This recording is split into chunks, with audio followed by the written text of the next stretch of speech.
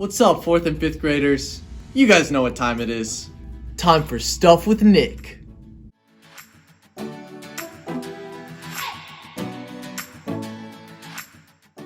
Alright, I'm gonna show you guys something that is pretty embarrassing, so you have to promise not to laugh or make fun. I was in high school, and I took a class called ceramics, where we made things out of clay. This was one of my creations. Now, if you're asking what in the world this is, first of all, fair question. Second of all, it's a coil pot. So how this was made was a bunch of clay coils rolled out on a table and then looped them around and around and around and around. And then we have this, and I added some other random little shapes, I guess. But obviously it would hold something, but it's not the prettiest thing I've ever created. It's purple on the outside, green on the inside. I have no idea why I did that.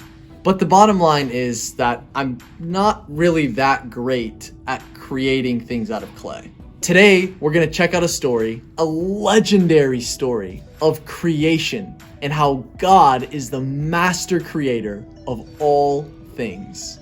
So most of you guys know that if you turn to the first page in the Bible, Genesis 1, you're gonna find the story of creation. And this is how God created the whole earth. But I think it's a really good idea to read it kind of slowly and pause and just think about how crazy it is that God created everything. So as a quick recap, in Genesis 1, here's what we find. In the beginning, God created the heavens and the earth. Day 1, God created light and saw that it was good. Day 2, God separated the land and the sea. Day 2, God created the sky. Day 3, God separated the land and the sea, that rhymed, and saw that it was good.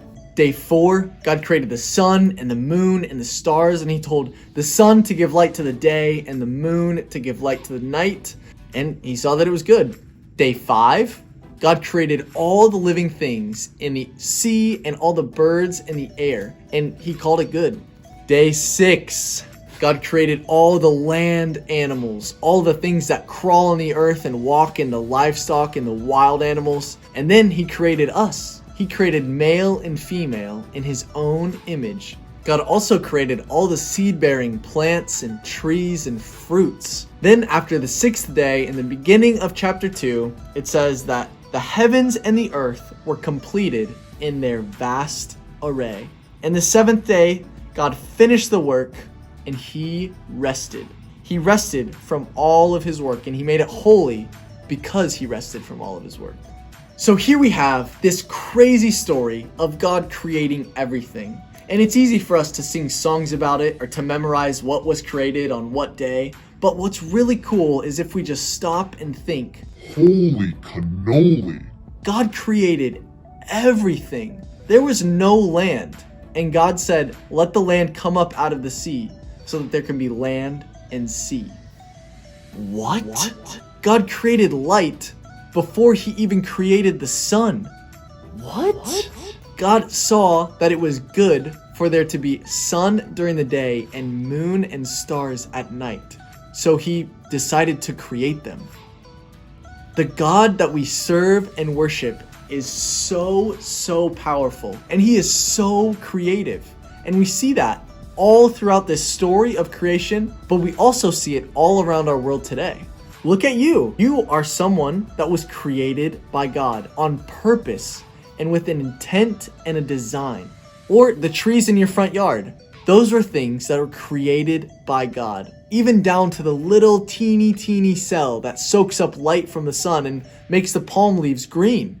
Or maybe your dog. Maybe it's the ocean or the beach that you love. Or maybe you love going on vacation to the mountains or to a new city or place that feels way different than Florida. Whatever it is, there's so much around us every single day that we can say, wow, God, thank you for creating that. And we don't even have to understand it. We can simply know that it is way beyond anything that we can do, and we can admire it. And because we admire it, we can admire God. So maybe I'm not like the best at pottery, but it was something that I got to create, right? And as I created this, it was in some ways a reflection of like God creating the world. Okay, I guess not really. But you kind of get what I mean. Maybe this isn't something to be admired at an art museum. Fine. But there are things all around us every single day to be admired because God created them. So here's the thing.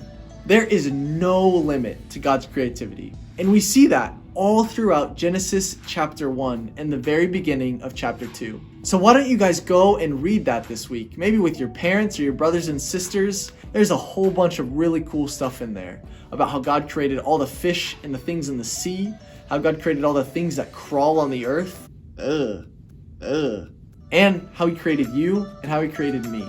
Alright, you guys. Well, that is 4th and 5th grade stuff with Nick. Thank you so much for tuning in. Make sure you comment below, hit the like, hit the subscribe, share it with some of your friends. And, of course, join us for Zoom groups Sundays at 12 p.m.